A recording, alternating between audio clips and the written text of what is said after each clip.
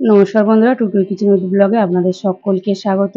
তো বন্ধুরা, আবারও নতুন একটা রেসিপি আপনাদের সঙ্গে আমি শেয়ার করব। আপনারা অবশ্যই প্রথম থেকে শেষ পর্যন্ত রেসিপিটা দেখবেন।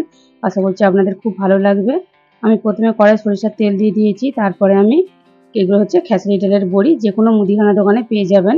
তো সেই বড়িগুলি আমি একটু তেলের মধ্যে দিয়ে ভালো করে একটু নাড়াচাড়া করে বেশ লাল লাল করে ভেজে নেব। আজকে এই গরমের মধ্যে বন্ধুরা আজকে একটা দারুণ রেসিপি আপনাদের সঙ্গে আমি শেয়ার করছি। আপনারা কিন্তু অবশ্যই প্রথম থেকে শেষ পর্যন্ত দেখুন। দেখুন বন্ধুরা, বেশ লাল লাল করে বড়িগুলো কিন্তু আমি ভেজে নিয়েছি, এবার তুলে নিচ্ছি।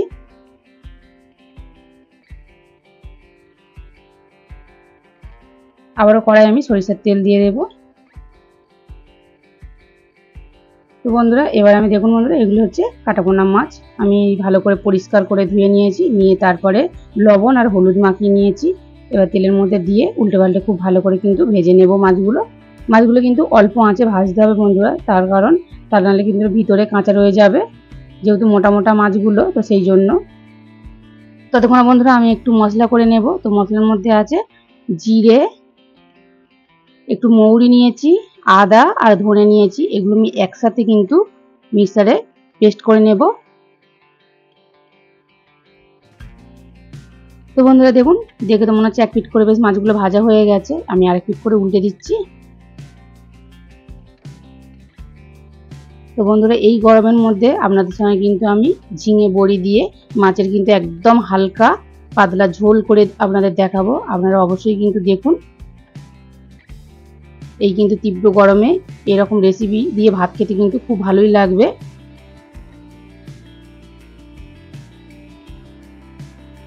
তো দেখুন বন্ধুরা, মাছগুলো কিন্তু উল্টে পাল্টে আমি খুব ভালো করে ভেজে নিয়েছি। এবার মাছগুলো আমি তুলে নিচ্ছি।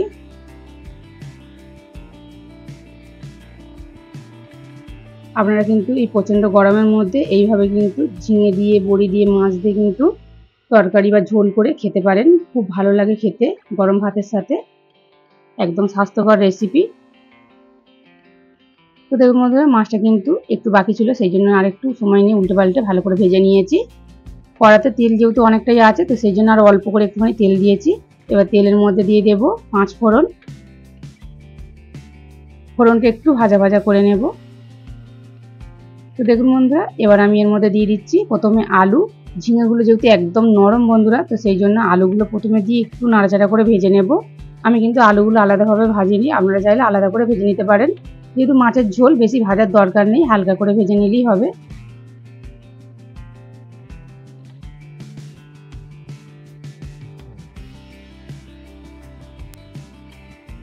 দেখুন বন্ধুরা, আলুগুলো কিন্তু উল্টে পাল্টে হালকা করে আমি ভেজে নিয়েছি। এর থেকে বেশি আর ভাজবো না।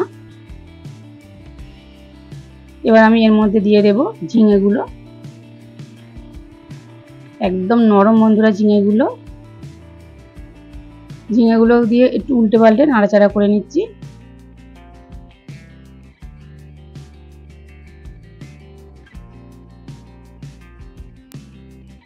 এবার আমি এর মধ্যে দিয়ে দেব স্বাদ মতো লবণ, আর দেব হলুদের গুঁড়ো অল্প করে, আর দেবো ঝাল লঙ্কার গুঁড়ো। বন্ধুরা, আমি এখানে অল্প গুঁড়ো লঙ্কা দিচ্ছি, আপনারা চাইলে কিন্তু কাঁচা লঙ্কা দিয়েও করতে পারেন। অল্প করে দিয়েছি ঝাল লঙ্কার গুঁড়োটা। আর যে মশলাগুলো দেখিয়েছিলাম, তো সেই মশলাগুলো খুব ভালো করে কিন্তু আমি মিহি করে বেটে নিয়েছি। তো সেই মশলাটাই দিয়ে দিলাম, আর একটু জল দিচ্ছি মশলা ধোয়া দিয়ে। কিন্তু এবার খুব ভালো করে মশলাগুলো আলু ঝিঙের সাথে মিশিয়ে নেব, প্লাস কষিয়ে নেব। তো বন্ধুরা, অবশ্যই কিন্তু বাড়িতে এইভাবে কিন্তু একবার মাছের তরকারি করে খেয়ে দেখুন। যেমন স্বাস্থ্যকর, তেমন কিন্তু খেতেও খুব ভালো হয়। এই গরমের মধ্যে এরকম তরকারি থাকলে কিন্তু খুব ভালো লাগে ভাত খেতে।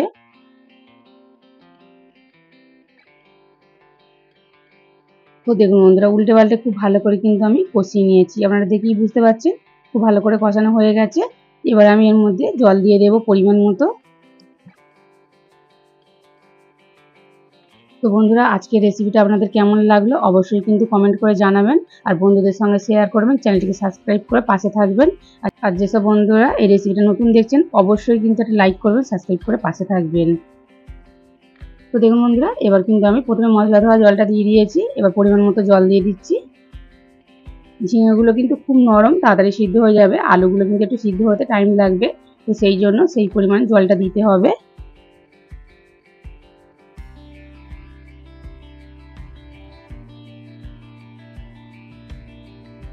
একটু জল দিয়ে খুব ভালো করে একটু নাড়াচাড়া করে নিয়েছি। এবার আমি একটা থালা ঢাকা দিয়ে দেব, দিয়ে অল্প আঁচে কিন্তু 6-7 মিনিট ভালো করে টকবক করে বেশ ফুটিয়ে নেব।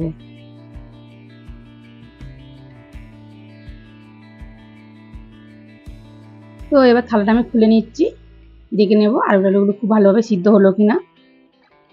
তো দেখুন বন্ধুরা, ঝোল কিন্তু খুব ভালোভাবে টকবক করে বেশ ফুটছে। দেখে মনে হচ্ছে আলুগুলো সিদ্ধ হতে একটু বাকি আছে। তো দেখুন বন্ধুরা, আলুগুলো সিদ্ধ হতে একটু বাকি আছে। তো আমি আরেকটু ভালো করে সিদ্ধ করে নেব আলুগুলো।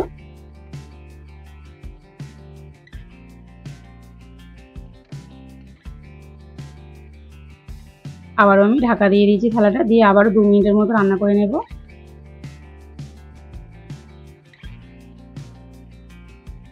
তো বন্ধুরা, এবার আমি দেখে নেব আলুগুলো খুব ভালোভাবে সিদ্ধ হয়েছে কিনা।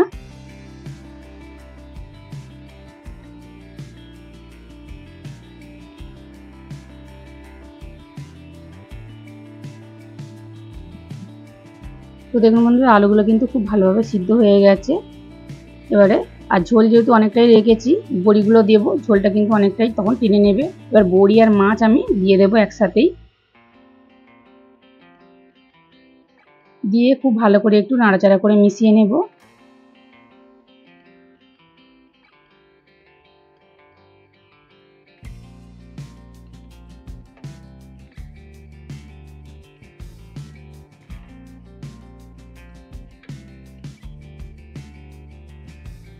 তো বন্ধুরা, বেশ একটু টকবক করে ভালো করে ফুটিয়ে নিয়েছি। দেখুন বড়ি আর মাছ দিয়ে বড়িগুলো কিন্তু খুব ভালোভাবে সিদ্ধ হয়ে গেছে। তো বন্ধুরা, এরকম নিত্য নতুন রেসিপি পাওয়ার জন্য অবশ্যই কিন্তু আমার চ্যানেলটিকে সাবস্ক্রাইব করে পাশে থাকবেন, পাশের বেল আইকনটা ক্লিক করে রাখবেন, যাতে রেসিপি ছাড়ার সাথে সাথে সবার আগে আপনাদের কাছে পৌঁছে যায়। তো দেখুন বন্ধুরা, আমি গ্যাসটা কিন্তু অফ করে দিয়েছি, খুব ভালো করে ফুটিয়ে নিয়েছিলাম তারপরে। তো আজকের মাছের ঝোল হয়ে গেছে, আপনাদের কেমন লাগলো কিন্তু অবশ্যই কমেন্ট করে জানাবেন। গরম ভাতের সাথে কিন্তু অসাধারণ লাগে বন্ধুরা। এবার আমি নামিয়ে নিচ্ছি।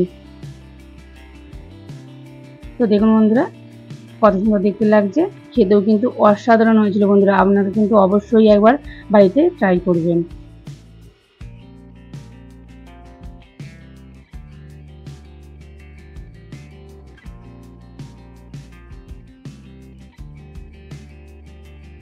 তো বন্ধুরা, দেখা হচ্ছে অন্য কোনো একটা রেসিপি নিয়ে। ততক্ষণ ভালো থাকুন, সুস্থ থাকুন, সাবধানে থাকুন।